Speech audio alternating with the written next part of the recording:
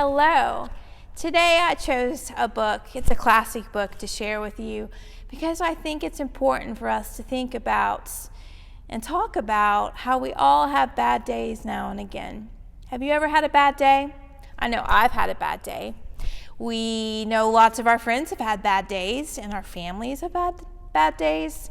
They just happen. They've been around for forever. In our family, sometimes we call it waking up on the wrong side of the bed. Our book today definitely is about a little boy who woke up on the wrong side of the bed. Alexander's having the worst day. This book reminds me that these bad things can happen and that they make us sad. But it also reminds me of stories like Job from the Bible, who've just had terrible days. All of these things happen and they're just awful. And that even through all of that, even through the tough times and the bad days, men like Job and other people in the Bible recognize that God is with them in the good days and even the really horrible, no good, very bad days. That God is with them, God loves them, and that tomorrow is a new day.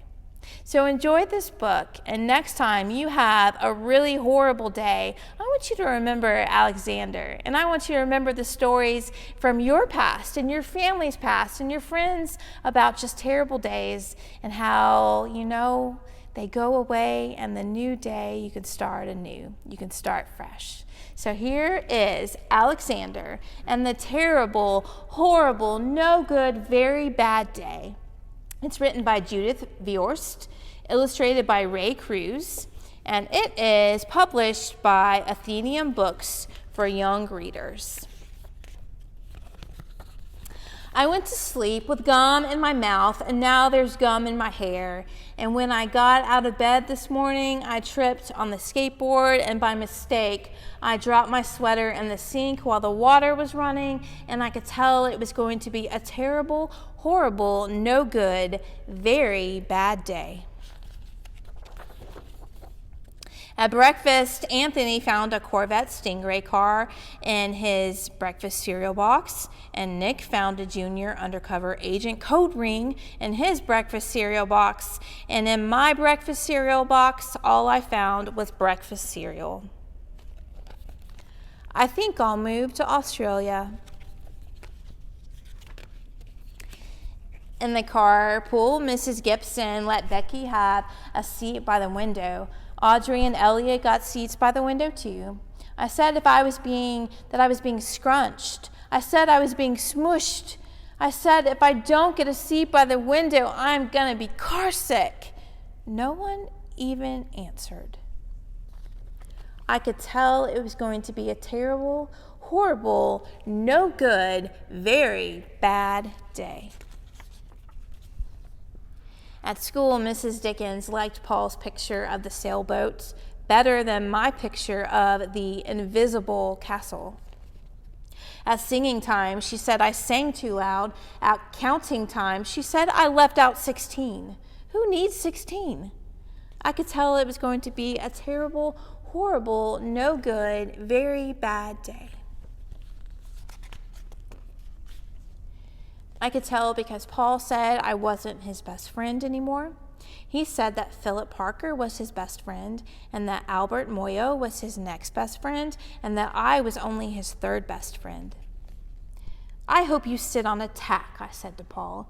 I hope the next time you get a double-decker strawberry ice cream cone that the ice cream part falls off the cone and lands in Australia. There were 2 cupcakes in Philip Parker's lunch bag, and Albert got a Hershey bar with almonds, and Paul's mother gave him a piece of a jelly roll that had little coconut sprinkles on the top. Guess whose mother forgot to put in dessert?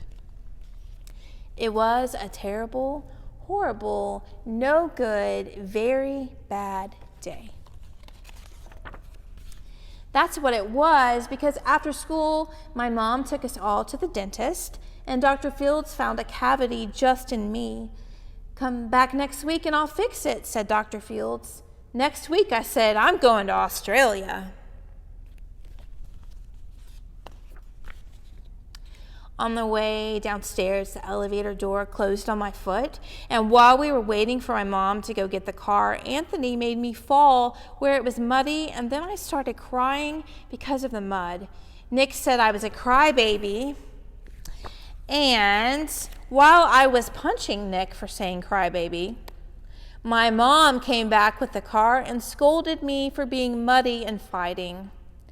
I am having a terrible, horrible, no good, very bad day. I told everybody, and no one even answered. So then we went to the shoe store to buy some sneakers. Anthony chose white ones with blue stripes. Nick chose red ones with white stripes. I chose blue ones with red stripes, but then the shoe man said, "We're all sold out." They made me buy plain old white ones, but they can't make me wear them. When we picked up my dad at his office, he said I couldn't play with his copying machine, but I forgot. He also said to watch out for the books on his desk, and I was careful as I could be, but except for my elbow. He also said don't fool around with his phone, but I think I called Australia. My dad said please don't pick him up anymore. It was a terrible, horrible, no good, very bad day. There were lima beans for dinner, and I hate limas. There was kissing on TV, and I hate kissing. My bath was too hot. I got soap in my eyes. My marble went down the drain, and I had to wear my railroad train pajamas. I hate my railroad train pajamas. When I went to bed, Nick took back the pillow he said I could keep, and the Mickey Mouse night light burned out, and I bit my tongue. The cat wants to sleep with Anthony, not with me. It has been a terrible, horrible, no good, very bad day. My mom says some days are like that. Even in Australia. The end. If you ever have a day that kind of seems like Alexander's, remember that that day will pass and a new day is coming.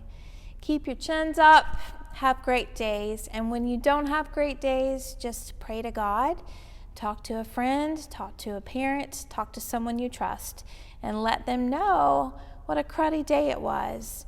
And then as you go to sleep, I hope you wake up and you have a wonderful day to follow. Thanks.